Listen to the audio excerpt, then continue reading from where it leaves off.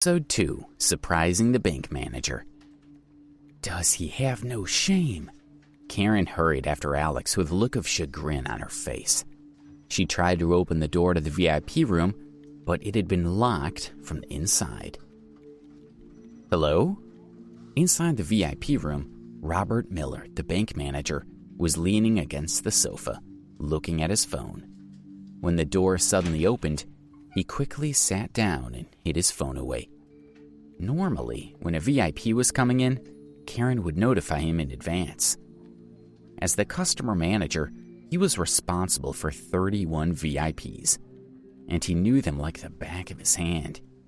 He immediately began to launch into his normal professional greeting, hoping to undo the poor impression he'd made by slouching against the sofa. But when he saw Alex, his expression froze. He was certain that Alex was not one of his VIPs, nor was he a relative of one. "May I ask who you are?" Robert asked, looking at the young man, who appeared to be around 20 years old. Robert had no idea who he was. Alex got straight to the point. "I'm here to get my money." "You have one of our cards?" Robert asked, suspicious of Alex's calm expression. "No," Alex admitted frankly. Robert was relieved to seemingly be proven right, but even more confused. Access to the VIP room required a minimum worth of $3 million, but this man didn't have any money. Why was he so composed? "I'm sorry, sir, we can't give out money without a card. Do you require anything else?" He's crazy, Robert thought. Why on earth did Karen let him in? I'll have to speak to her about this at Monday's meeting. "You have fingerprint recognition here, right?" Alex suddenly asked. The fingerprint ID system at the bank was for the wealthiest families and businesses to use. Only a few people had their fingerprints recorded in the system, at least in the New York branch, and no one had used it to access their holdings yet. "You want to use it?" Robert could no longer bring himself to call Alex sir. "Yes," Alex nodded. Robert was feeling more confused by the second. Why would someone who wasn't even a customer request to use a fingerprint ID? To be honest, even though he was curious, Robert felt that it was barely worth humoring the request. But after considering for a few seconds, he finally decided to let Alex make the attempt rather than risk making him angry. He opened the safe and brought out the fingerprint identification device, which he had never used before. "Place your thumb here." Robert indicated the verification area to Alex, who placed his thumb on the sensor. Beep! The device lit up with a glaring red light, and the LCD screen displayed the words, "Fingerprint not recorded." Immediately, Robert's expression turned hostile, and he glared at Alex. He picked up his phone, ready to call the police. Wait, Alex said quickly. "Maybe that was the wrong print. I'll try using my index finger this time." Robert smiled coldly. "What's your plan here? Your thumb doesn't work, so you'll try your index finger? Then if your index finger doesn't work, you'll try your middle finger. When you run out of fingers, will you try using your toes?" But Alex had already pressed his index finger on the verification area. Robert resolved that if the man's fingerprints weren't accepted this time, he would immediately call the police and have him arrested. Beep! A green light appeared on the device, and new details flashed up on the LCD screen. Verification successful. Family account 01. Verifier Alex Ambrose. Account 01104. Robert gaped at Alex in disbelief for a moment, and then hurriedly squeezed out a smile. "Mr. Ambrose, I'm sorry. I didn't realize. I'm Robert Miller, the customer manager for the New York branch. Please allow me to assist you." "It's fine," Alex said lightly and stood up. "Can I see how much money I have left in my account?" "Please wait a moment." Robert sat in front of the computer and typed away for a while. On his instructions, Alex provided a few more fingerprint scans as authorization. "It's done, Mr. Ambrose." Robert clicked the OK button on the screen, and Alex's account appeared. Robert pointed to the computer screen and said, "Mr. Ambrose, the balance of your account is currently $86 million. Robert couldn't help but suck in a breath of cold air. This young man had an enormous fortune. It placed him in the top flight of the 1%. Most people would never be able to even dream of that much money. Alex felt strange as he stared at the numbers on the screen. He reminded himself that he needed to get used to his status as a rich kid as soon as possible. "Oh, and you have other assets as well. Let me show you now." Robert clicked through to check several pages in a row. Finally, he clicked the OK button again. The computer brought up a 4x4 grid of display screens. "This surveillance screen displays all the physical assets that you hold elsewhere," Robert explained. He clicked on the upper left corner of the screen and brought up the feed from the bank's branch at The Hague, which revealed a sports car.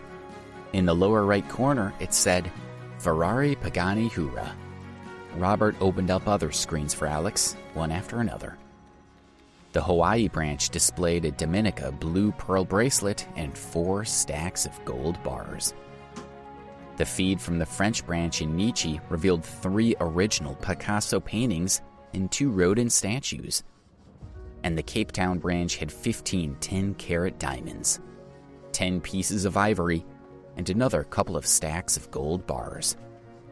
Robert's eyes almost popped out as he looked at Alex's assets. He had never seen anyone so rich. Maybe not even 1/10 as rich. "All right, I'd like a card," Alex said before Robert could collect his thoughts. "Yes, I'll see to it right away. Please wait a moment." Robert immediately started to make the necessary arrangements. Within 10 minutes, a Supreme card was produced. Robert looked at the Supreme card and thought about Alex's assets. This card wasn't good enough for Alex's status, but it was the highest grade of card they were authorized to issue at the New York branch. Robert handed the card over.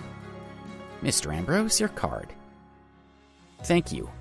Alex took the card, stood up, and went to walk out of the room. "Mr. Ambrose, please wait." Robert didn't dare to appear to be neglecting such an important customer. He should see him out personally. But the asset checking system on his computer had not been turned off yet, and the fingerprint verification machine, iris recognition apparatus, and other sensitive equipment had not been returned at the safe. The monitoring system in the VIP room was connected to the district manager's office. Karen was anxiously waiting in the hall. What's been going on in there for so long, she wondered. Could that brat have murdered Mr. Miller in the VIP room? The more she considered it, the more scared she became. She was on the verge of banging on the door and demanding a response when Alex walked confidently out of the room. "Stop!" Karen shouted. She walked quickly over towards him and grabbed his coat. "You can't leave. You broke into the VIP room. Once we confirm that nothing's missing, I will call the police and have them hold you for questioning." "What are you talking about?" Alex asked. "Let go." Karen grappled with him for a while, but she couldn't manage to search his pockets. What's wrong with this woman? Alex thought. He wasn't even arguing with her, but she was manhandling him. What is this? Karen spotted the Supreme card that was peeking out of Alex's pocket. She quickly pulled it out and looked at him triumphantly, as if she had found evidence of his guilt. "Oh, you stole a card. This is a crime and I have to call the police." It didn't even cross her mind that the card could belong to Alex. She imagined he had entered the VIP room, pretending to be there by mistake, and had then distracted Mr. Miller with questions and stolen the card when the manager wasn't paying attention. "Let go." Alex was sick of this woman. "Don't you feel guilty about being a thief?" She was even more determined. With the two of them creating such a scene, other customers started to walk over toward them, intending to help Karen keep Alex from getting away. Just then, Robert, who had finished tidying up, strode out of the VIP room. Having seen Alex's assets, Robert now knew he was the most important customer the New York branch of the bank had ever had. He had also noticed that the system listed Alex's was listed as just one of multiple accounts attached to the family group, labeled 01. If that single account was so lucrative, then what about the rest of the family? It was rare to meet such important people, so Robert knew he had to be careful to curry favor with Alex. If they got along well, it would be a tremendous success for Robert, and the potential benefits were huge. So, when he saw Karen struggling with Alex, he was enraged. Karen's expression was hostile, and Alex was becoming very angry. Karen was an idiot who was playing with fire, and she might drag Robert himself down with her. Of all the bank's many customers, why did she need to pick this one to try and remove? A simple flick of Alex's finger could be enough to end both their careers.